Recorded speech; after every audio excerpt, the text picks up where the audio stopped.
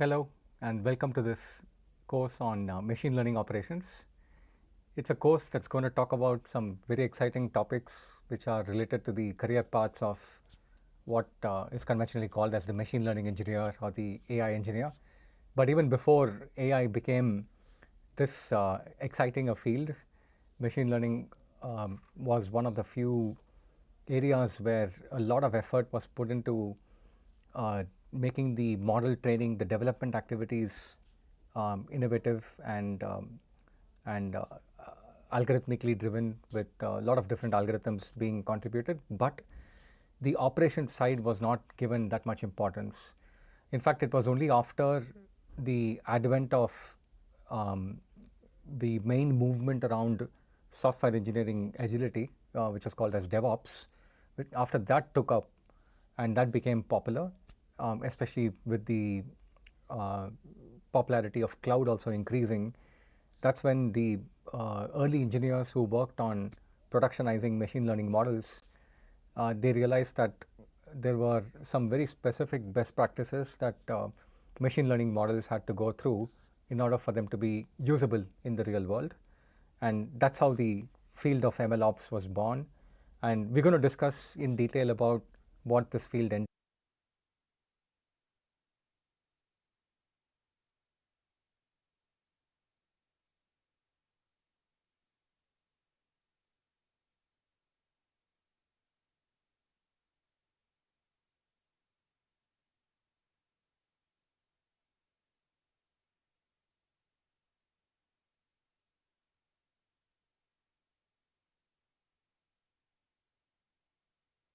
entails, what engineer or the AI engineer.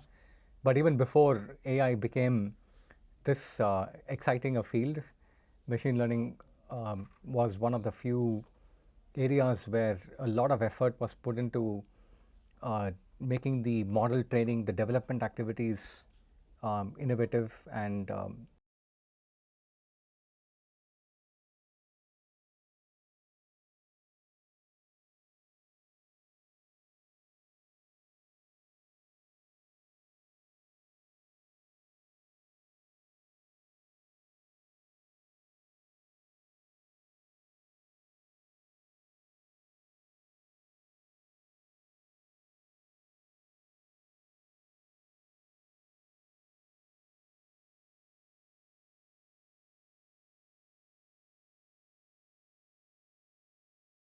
they realized that there were some very specific best practices that machine learning models had to go through in order for them to be usable in the real world. And that's how the field of MLOps was born. And we're going to discuss in detail about what this field entails, what are the different topics within this, how to think about the landscape of what's possible. And we're also going to spend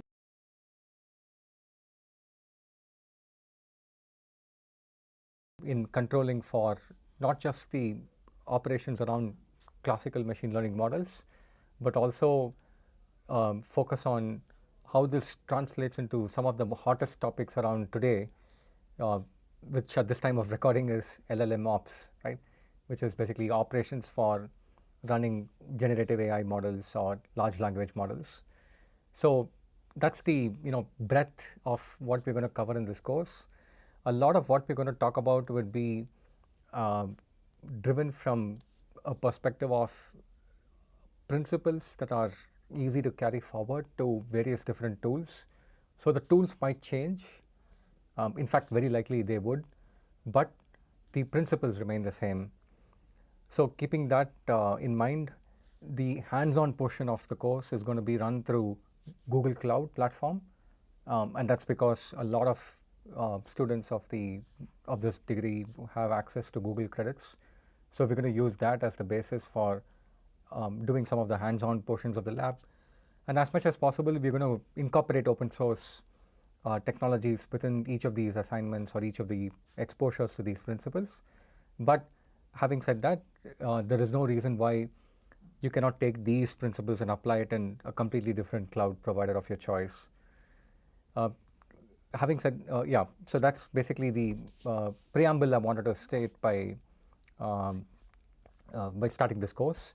So my name is Rangarajan Vasudevan, and I've actually had many years of experience building data science applied in the real world. And my origins as an engineer have been in the field of big data.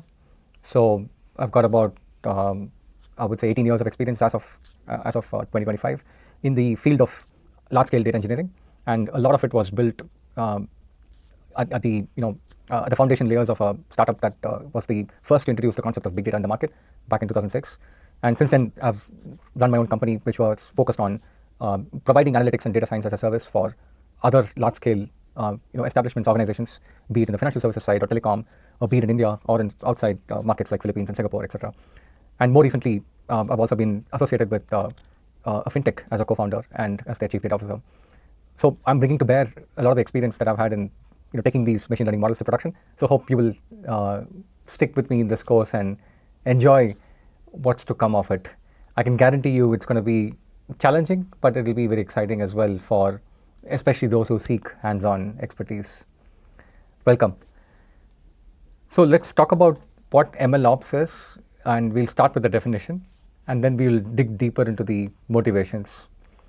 So the set of operational processes which manage ML models, machine learning models, the code that's producing these models, and the data that these models rely upon is constituting basically MLOps.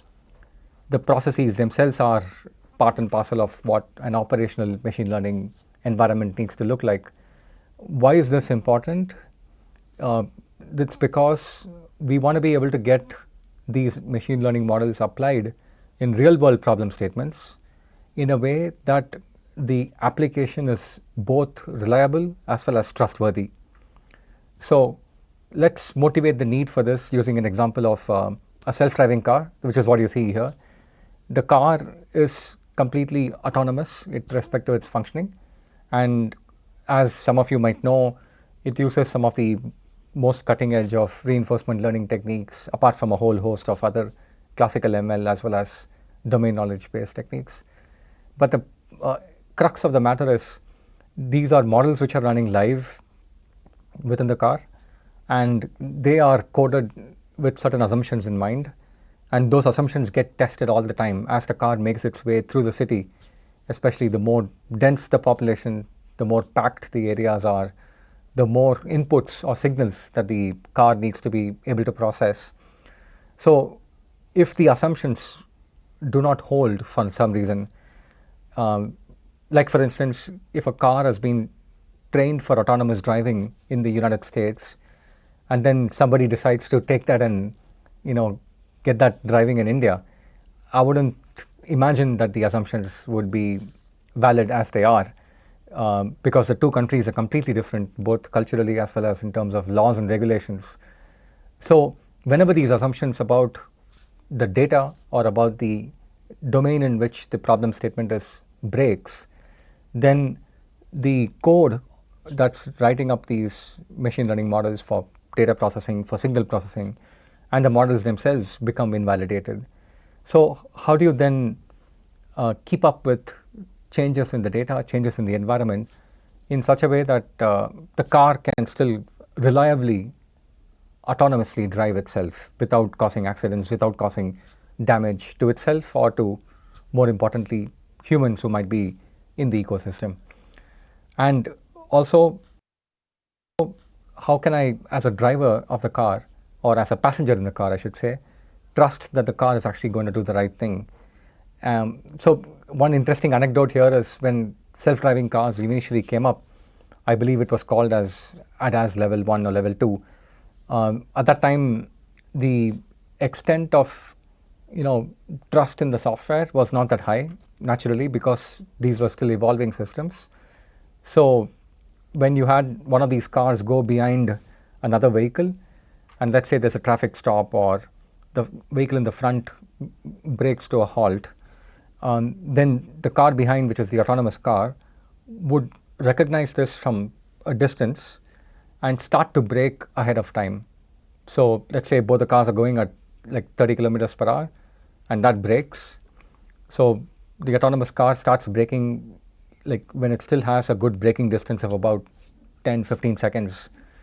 Now, what's happened is that as the cars have become more sophisticated, as the algorithms have become more sophisticated, as the human element of trust has become more on these cars, the extent of braking that's done now is lesser with the modern generation of cars.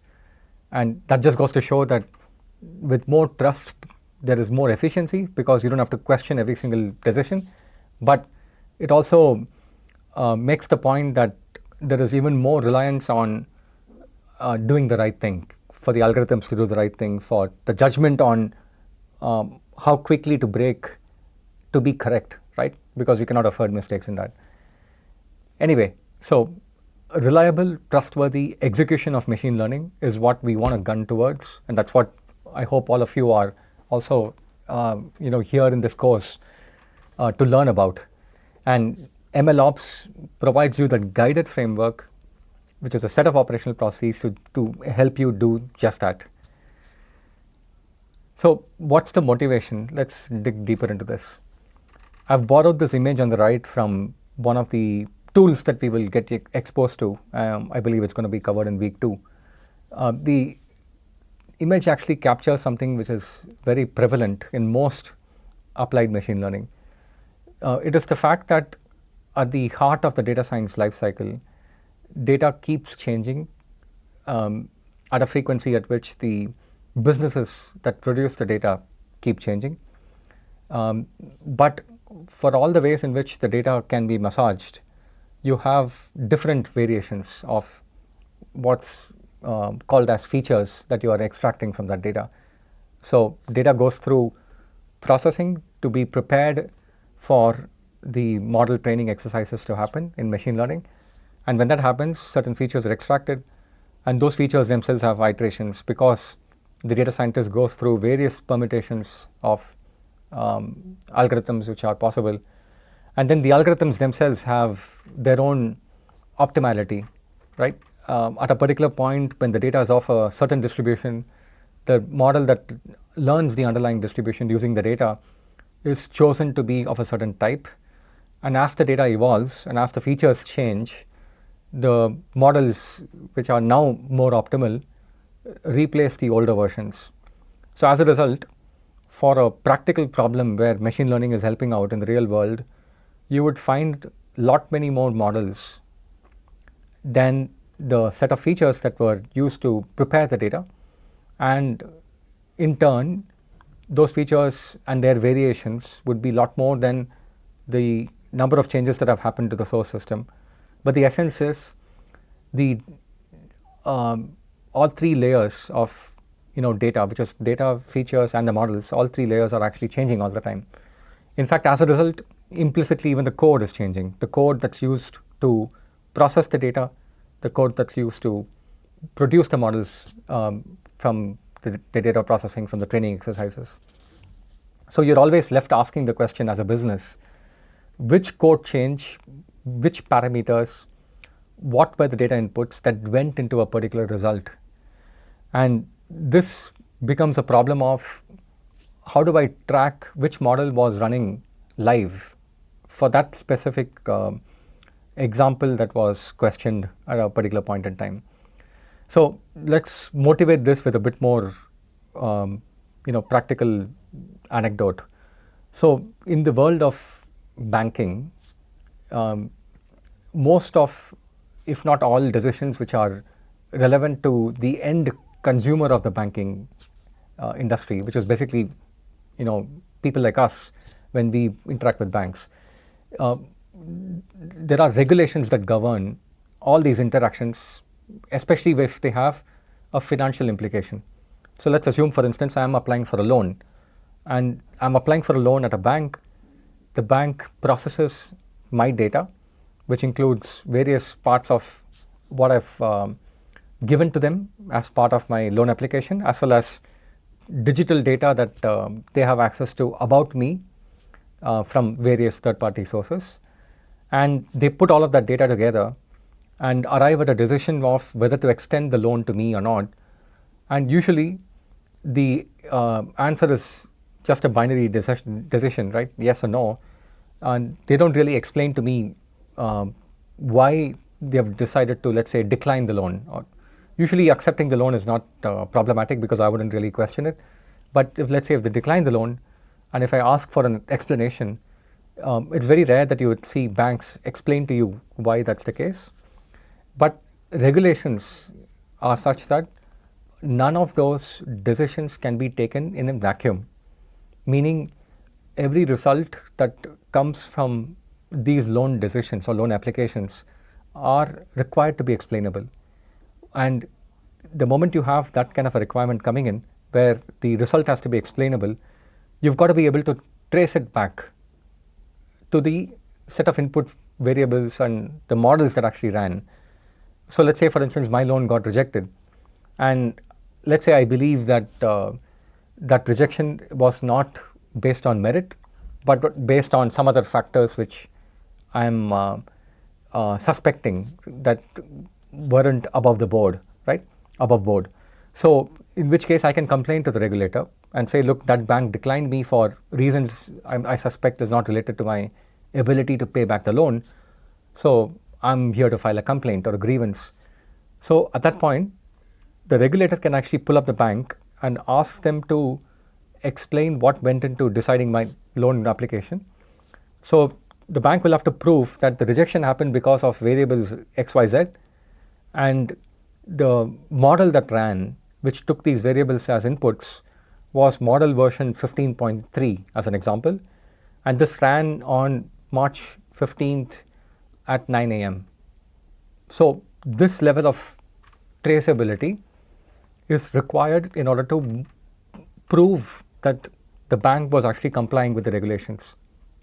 And if they are not able to prove this outcome resulted from data that was provided by the customer, then the regulations can, stipulate that they can be penalized, which is actually quite a serious problem.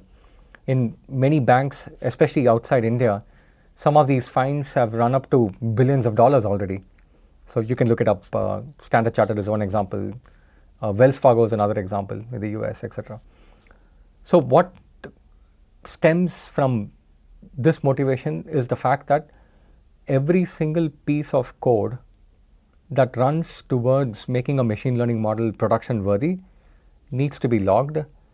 What parameters were used when the model ran, which is basically the set of hyperparameters, that needs to be logged. The data inputs that went into a particular result, which is basically in this case the loan related information coming from me as a loan applicant, that needs to be logged. And if you think about it, as data scientists, when we start programming for the first time, we use Jupyter notebooks to iteratively debug and things. In fact, in this course as well, we're going to use Jupyter notebooks because it's a very effective way to ease up the developer experience. But a Jupyter notebook is not a trustworthy, provable solution for traceability in production. So that's something to keep in mind. The second set of problem statements that are motivating the need for MLOps is the set of dependencies that the model has, the code also, but model is even more so, especially with the advent of the latest AI revolution, right, which is powered by various third-party knowledge sets, I should say, like for instance weights from open source LLMs, etc. So these dependencies, and for want of a better word, I'm just going to call it library dependencies. They are actually notorious because these dependencies can vary based on which model version, based on which package you decide to bring in for a specific model optimality that you're trying to solve for.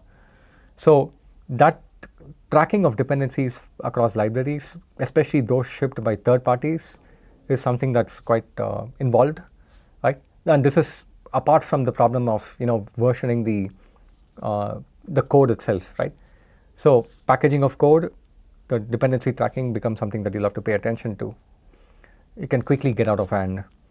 Then the problem of packaging itself is quite interesting because here again there are options available, and whenever there are options available, we know for a fact that as developers we tend to choose all at any point in time any one of those options. It's not as though we single out one option and then stick with it. Yeah, so one of the options involved in packaging models is whether to put everything that you write up as one uh, grand Uber jar, so to speak, like meaning it's just packaged into one file, and that file gets deployed wherever the different environments are for production execution of those models. Or in other cases, others prefer to create standalone environments, like let's say virtual environments in Python, and have the virtual environments be repeatable using various state-of-the-art techniques like using containers, etc., and then have the models alone be shipped separately. That way, the environment is separated from the actual execution of the models, and the environment can be independently configured and verified. Models can be independently placed there and iterated so that newer versions of models can come in without changing the environment.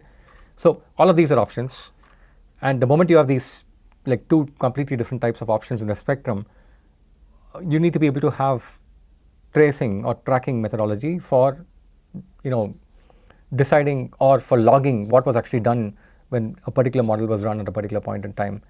So that's a complexity. Then last but not the least is that you've got to be able to track the evolution of the models themselves, right? And this becomes a challenge because not only do the models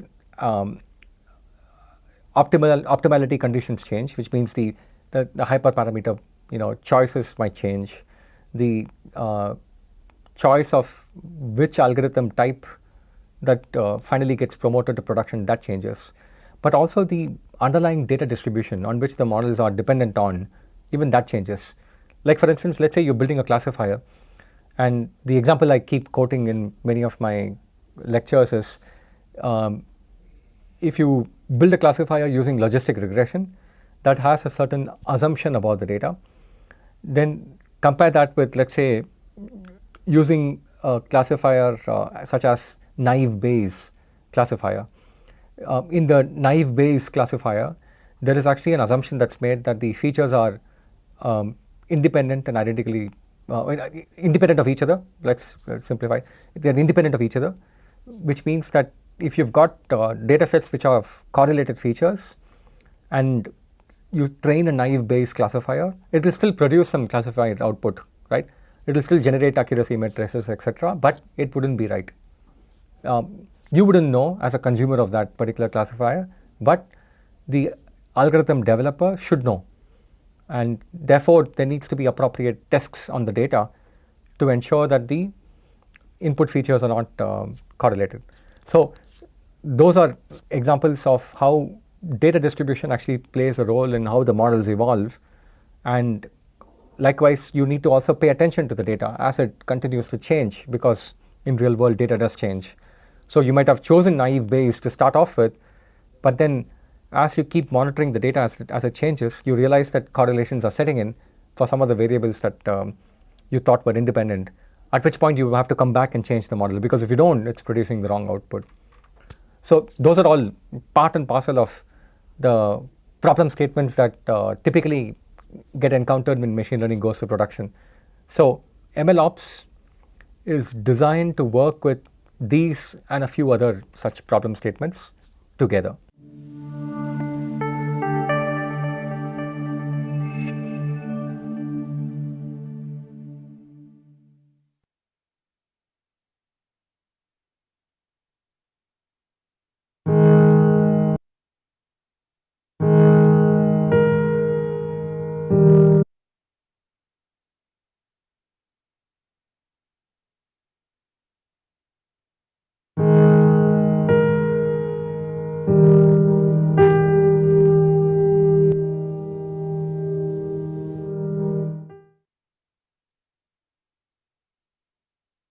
Let's continue from where we left off.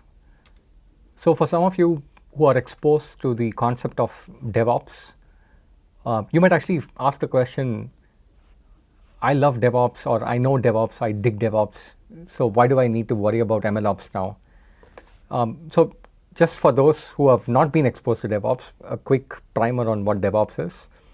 It's a set of practices which integrate software development with IT operations such that the delivery of software becomes automated, thus ensuring more reliable deployment of software.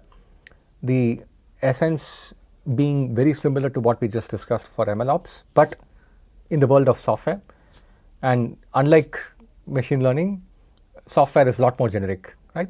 Because it's encompassing a lot of things which are related to machine learning, but also otherwise as well. So let's maybe contrast the DevOps world with the MLOps world, and then hopefully with that you will understand that the two are actually complementary. While there are many common tools or techniques that are applicable, the essence of what's required for a good practical application of machine learning would be both DevOps and MLOps. And in fact, in this course, as we start doing the hands-on exercises, you'll see many DevOps elements actually playing a role in setting up the lab for a specific MLOps kind of exercise. First up, when you just take a look at DevOps by itself, you would have basically seen that a lot of DevOps practices pertain to software that can be packaged and deployed in a way that's automated. So the essence is automation.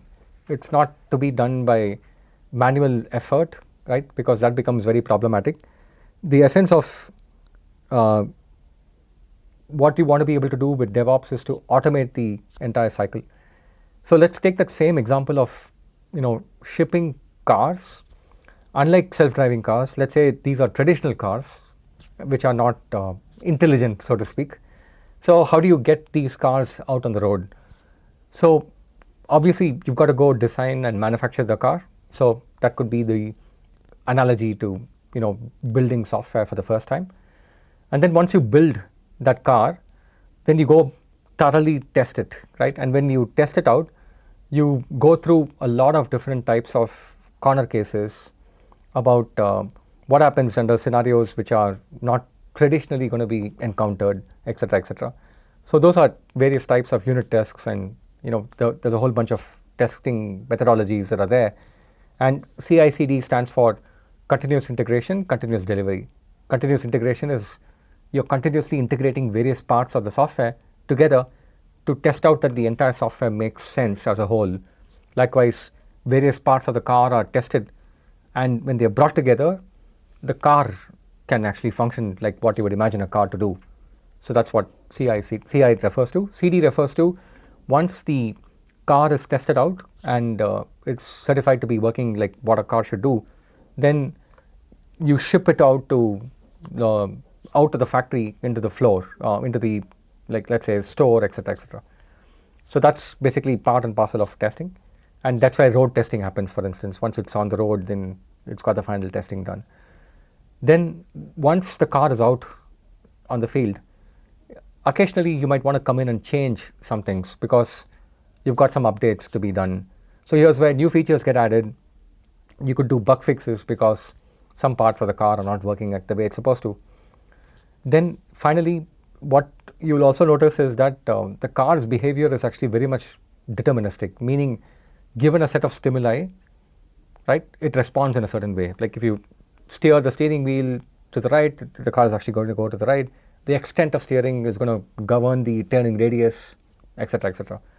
So if you look at this world, the role of DevOps is to ensure that the car is shipped in the same manner across different factory lines, across different time elements of the day, across different workers who are potentially involved in the testing. It doesn't matter. Under all those variable conditions, the car that ships out is exactly the same all the time. That reliability, that trust that you've placed that the car functions exactly as what it's supposed to do and it's come out the same way every single time, that's actually what's key to ensuring that your clients as a car company are satisfied with what's being provided to them. So you wouldn't want the car to break down in the middle because you've released an update which is not tested out. You wouldn't want the car for me to look different from the car for you, assuming we are buying the same brand and same model, etc., right? Because then that will look unfair, right? Why do we have this distinction? So the world of DevOps is to ensure reliable delivery of software so that the software behaves deterministically and behaves the same way every single time and for every single person.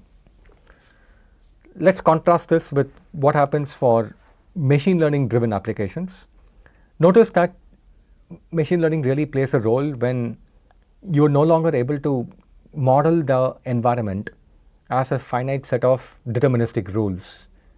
Therefore, you would want the system to actually learn what those behavioral interactions are, stimulus response, correlations, etc., using data. And that's where machine learning plays a role. And one of the most common reasons why machine learning is invoked in real world use cases is to go beyond standard offerings and start to personalize, what's standard off the shelf into personalized products for each individual person that's consuming those products. So let's take the example of self-driving cars. Self-driving cars are standard cars which are produced using the standard methodology we just talked about, but with additional intelligence. And where is that intelligence used?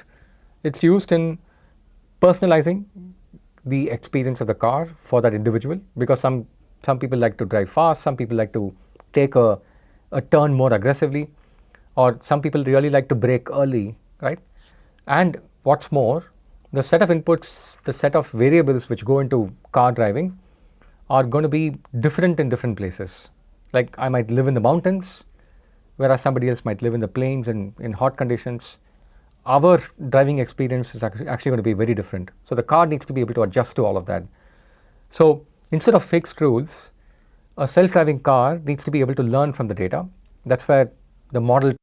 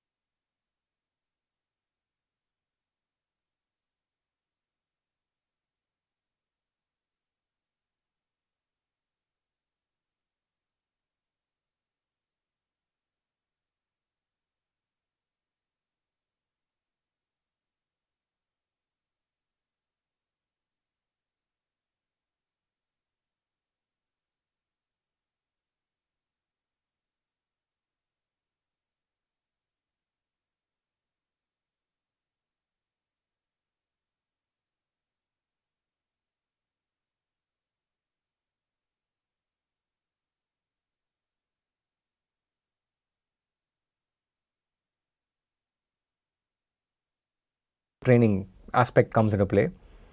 And over time, as the real world conditions change, it needs to be able to adapt, right? So the traffic patterns change, the road constructions start to happen, weather changes. So then how do you change the behavior of the car as the input variables change? So that's part and parcel of ML systems. Then the self-driving cars also need continuous monitoring, because at any point in time, they're going to be able to have, um, some of their assumptions that they've made break. And when that happens, you wouldn't want the car to just dash or create an accident. Like you would want a manual override to be possible, or you would want the car to learn about these new behaviors which are necessary for it to function correctly. So that corresponds to this topic of data drift, or decay of a model, or corner cases which have not been considered. And then last but not the least, even if the software is perfect, which is the case with traditional cars, right? The software could produce a perfect car, works exactly as it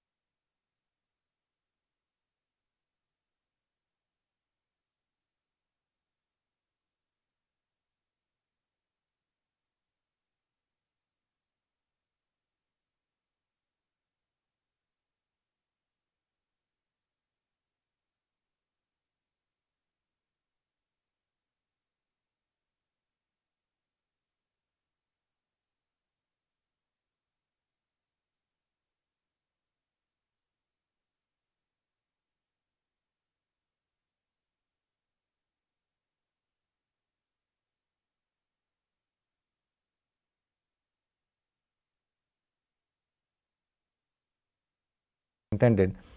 But the car that's self-driving, the intelligence module can start making poor decisions because it's got exposure to environment variables which have not been considered before. Like for instance, let's say that the self-driving car has never seen snow, and suddenly it's now been bought by a person who lives in, let's say, Jammu and Kashmir, right, in India, and it snows there half the year. So the car is now going to be used in conditions which have a lot of snow on the road. So how is it going to react to it? And if it's making poor decisions, then it's bad. Excuse me. So MLOps then, to contrast with DevOps, it's built to ensure that this self-driving model continuously adapts to these real-world changes, and therefore can deliver cars which are truly intelligent and reliable. So to summarize, if you look at the key aspects where DevOps and MLOps are contrasting, so the focus of DevOps is on software development, making sure that the operations of the software are reliable, whereas for MLOps, it's about the machine learning lifecycle itself. The artifacts which are under control of DevOps are things like code, which is software code and binaries, and at times it's also about the infrastructure on which the software runs. Whereas for machine learning operations, it's not just the code, but it's also the data. It's the parameters, it's the models themselves. So you've got a lot many more variables which change. And this is not counting the infrastructure either, right? In many modern applications of machine learning, the infrastructure plays a very critical part. When it comes to versioning, you've got to version the code and software because most infrastructure decisions are also software at the end of the day, right? Like for instance, in DevOps, you use technologies like Terraform and Ansible to start, automating the infrastructure provisioning that's required for software to work. Whereas in the case of MLOps, the versioning is required not just for code which is changing, but also the data, also the model, and also the different experiments that run live. Experiments meaning when you have different versions of models running live, and some of those versions of the models are used in certain scenarios, like for instance, with A/B testing as an example. A/B testing, what it does is there is a main model which has already been chosen as the winning model, and that's running in production. Now you've got a new model which has been trained with the latest data, and the new model is called a challenger model. So the challenger model now wants to get promoted to production, but you're still not sure whether it's going to work out in practice or not. So the main model that's already live, which is called the champion model, the champion model will run for, let's say, some portion of the data, let's say 80% of the data, and then the remaining 20% gets diverted to the challenger model and the champion model, and then you compare the outputs to see whether the challenger model is doing well. So that's an experiment, and those experiments are running all the time with modern consumer-facing services, right? So that's also required to be versioned accurately. Deployment-wise, if you see, for software, CI/CD controls the application deployment, whereas here you would not just need CI/CD for the code to be deployed for the models, but also you would need to concentrate on the model deployment itself, especially as it pertains to continuously training those models over and over. Last but not the least, if you look at monitoring, for a software to be considered good performing, right, you would need it to be up for most of the time, and also for it to have reasonable performance, not degrade in performance over time, and that results in a bad experience. So logs, the uptime calculations, performance of the application, all of those are continuously monitored for a typical software. Whereas for MLOps related problem statements, you would need to monitor model accuracy, the drift in the data, because that's going to question your assumptions, and also the outputs of the models. They have to be checked for whether they're making ethical mistakes, right? Like for instance, they're making biased decisions because you've coded up something wrong as a data scientist, or the assumptions that are made about the data are wrong, and therefore it's making wrong decisions. And explainability. So the monitoring topics are different for MLOps. Right. So what constitutes an MLOps workflow? So first and foremost, the key steps is something I want to highlight here. And then through the rest of the course, we're going to take a look at each of these different steps in a lot more detail, right, with examples. So the first and foremost step would be to track model runs, right? And this includes what's the data, what are the parameters, and what's the result that it's producing. Now, it's easier said than done because in most machine learning driven use cases, the data volumes are large, the data velocity is high. So when you run models for high velocity data, it's going to produce high velocity outputs. So when you track these model runs, then are you really tracking every single output that's going out? Potentially, yes, right? It depends really on the nature of the problem statement. Like if you're in a regulated environment, like the example I was giving with the loan application in a bank, the regulation demands that you have traceability for each outcomes that you're producing. So naturally, you've got to log everything, right, including the results. So being able to have that capability is one of the key steps of the workflow. The second part is the code itself. And here, again, I'm emphasizing only the aspect which is unique to MLOps. Code being versioned as part of DevOps is something that I'm assuming is standard. For those who are not exposed to it, not a problem. We're going to go through the examples in a hands-on way such that you get a bit of exposure to it. But I'm not going to cover that in detail in this course. I encourage you to look up the software engineering course. So packaging ML code in order to be able to run it in different environments is something that's also a key part of the MLOps consideration.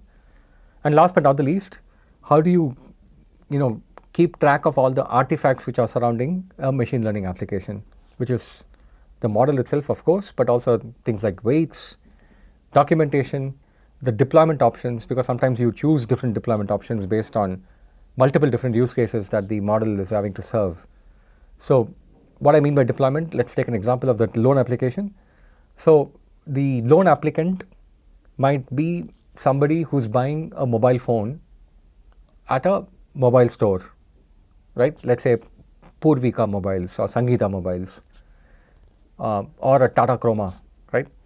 So the person who's actually buying the mobile phone is in the store and they have decided on the model, and the model has been picked because they have some particular features that they like, obviously, but also there are specific financial offers available for that model with their preferred card or a preferred payment mode. So those offers are then checked at the point of purchase, right? So the customer is billing, and the point of sale machine, which is a small handheld device, that has the data getting punched in, and then that device goes and talks to a loan applicant processor, right, like a bank, and the bank then quickly has to decide whether the loan application can be processed or not. So the entire cycle time has to be done super fast because I'm not going to wait there as a customer. Like I can't wait for a day. I've just come for a mobile phone purchase. I need to be able to leave with the mobile phone or not within like 5-10 minutes. So in that case, the model that's evaluating my creditworthiness needs to execute in real time, right? We're talking in the order of seconds. Contrast this with a different type of a loan application, and this time it's for a home loan. So I want to buy a home and I've applied for a loan. Usually in a home loan kind of a setting, the loan application doesn't get decided in real time. It takes on the order of days because somebody needs to come and verify that the home is valid. It's not just a fraudulent asset, that the home is in a good locality, it's got a good value, and the person who's actually applying has all the good parameters which are required for proving that they will pay back the loan at the right point in time. So usually that takes multiple days. So for that kind of problem statement, the model does not need to execute in real time, whereas it needs to be even more thorough in evaluating the creditworthiness of that particular loan applicant. So these are two different deployment models. One is for real time, the other is for offline processing. So that's just to give an example. When we discuss in a subsequent week, we'll go through all the different variations of deployment as well. Okay, let me take a pause here, and then we will discuss about the landscape of MLOps in the next video.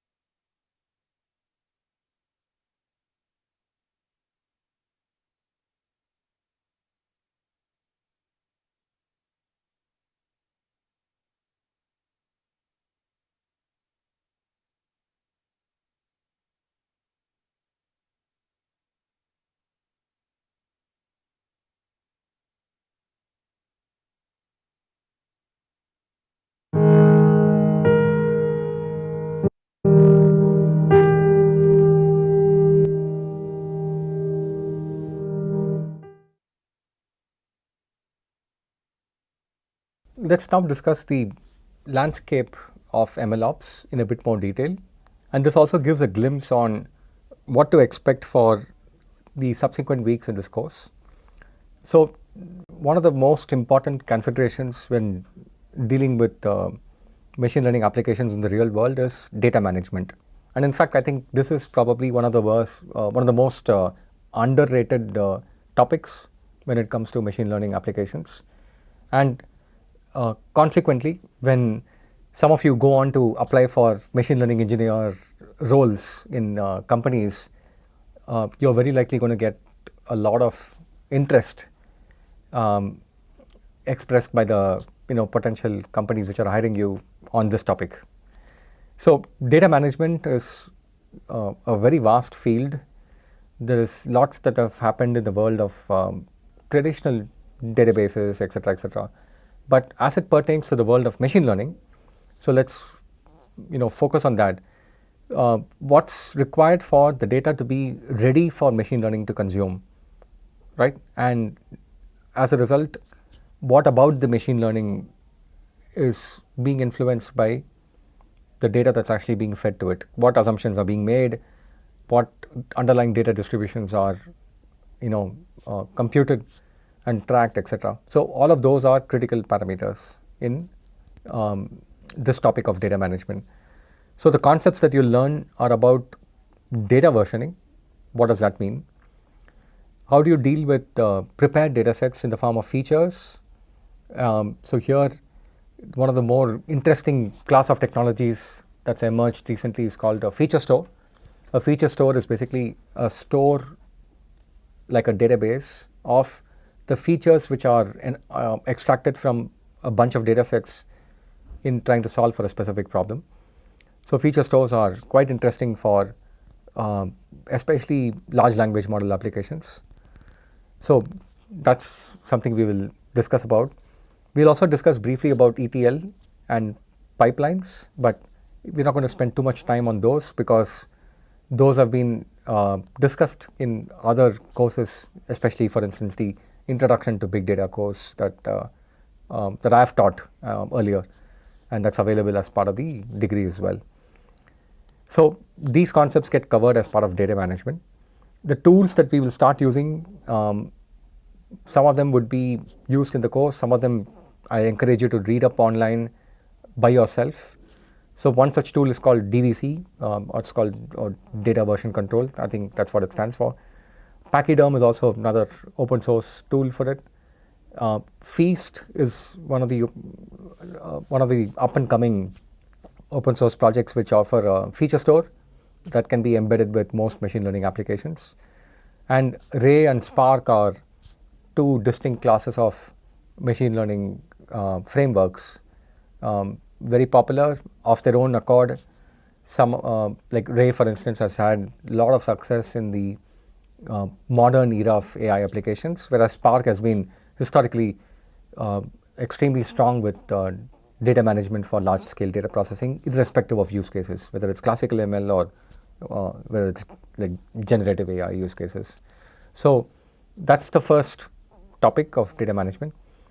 The next topic would be model versioning and delivery. So here, the ability to apply DevOps concepts of CI/CD on models right, on code that's producing models, on the models that are getting produced as a result as artifacts. So how do you store and manage these different versions of models? So here the concepts would be model versioning, validation, testing, because those go hand in hand. You don't just test in vacuum. You test for a specific set of, scenarios, and those scenarios are applicable for certain versions of models. How do you automate the delivery of the model such that you're not involving any human in the loop? In fact, one of the biggest problem statements until maybe even a couple of years ago was a data scientist is producing a model. The production access is not available to the data scientist, right? Because he or she does not even understand what's required in, making something run in production with all the bells and whistles associated with, infrastructure, networking, hardware, memory, etc. Then how do we get the two to talk to each other? So that was a big problem statement, right? In fact, there was this really famous paper that Google had published almost like a decade ago, where they said that if you look at a typical world of a data scientist and the time that they spend across the various activities in the company, the actual act of model development or training is actually a very small box right in the center. There are big boxes of activities where like the size of the box is indicative of the time that the person is spending. Some of these boxes are pertaining to provisioning infrastructure. Some of them pertain to cleaning the data. Some of them pertaining to managing the execution in production. So those are not model development at all, right? So long story short, delivering the model in a way that's automated is a critical facet of how do you get reproducibility, reliability when machine learning becomes part and parcel of an application. So here we will spend some time with Git. Of course, Git becomes actually one of the common tools that underlie most of what we're going to do hands-on. So if you're not familiar with Git, not to worry, we will do a quick primer, but more details you can probably look up online. And we'll also get exposure to a particular tool called as MLflow. That's an open source tool for working through the workflow of machine learning models. And it's open source, so it's free for all. It works for a variety of different types of machine learning frameworks. So we will leverage that quite extensively in this course. Then in the third week, we're going to, that'll be the fourth week, sorry, because this is the first week. In the fourth week, we're going to discuss a bit more and dive deeper into the model development itself. But that's something that's familiar with most of you, because one of the prerequisites for this course is, machine learning in practice. So we're not going to focus too much on the development side, but more focus on the experimentation side, because that's where you're going to get challenges with respect to iterations on models. How do you deal with the outputs from each iteration, etc. So building better reproducible models becomes like the mantra for why model experimentation needs to be, a key consideration. So here the concepts would be ML frameworks, pipelines, tracking experiments, the changes to the hyperparameter that are happening, either with automation or without automation. And then the training aspect itself has to be scalable to larger and larger data sets. So MLflow is a tool that we'll continue to use. ML pipelines, we'll see examples of this in both simple small scale data processing using something like sklearn versus what happens in Ray, what happens in Spark. So we'll see that as well. The week following, we start to look at very critical topic, which is around deploying models and having it be served for both real-time use cases as well as for batch use cases. So here, the real-world use cases for machine learning call for different types of deployment models. Sometimes the models have to be deployed right at the edge. So remember the self-driving car example? The models have to be running inside the car, not in the cloud, not somewhere in the data center or in your computer, right? It should run in the car. So that's what's called as edge deployment model. Other times it's running in the central cloud, which is regulated, which is governed, etc. But more often than not, you will see that most machine learning applications nowadays are what's called as containerized, which means they are packaged into nice, pretty looking containers, which are easy for you to ship and run somewhere. And you can stack more and more containers on top of each other to get better throughput, better performance characteristics, etc. So we'll take a look at how that happens, and we will hopefully containerize some of the example applications that you've built up in the previous weeks as like an assignment. Finally, how do you deal with creating inference hardware? So what I mean by that is like not for you to create GPUs yourself, but take these machine learning models and run them on inference clusters such that they can scale to the extent of need that's required.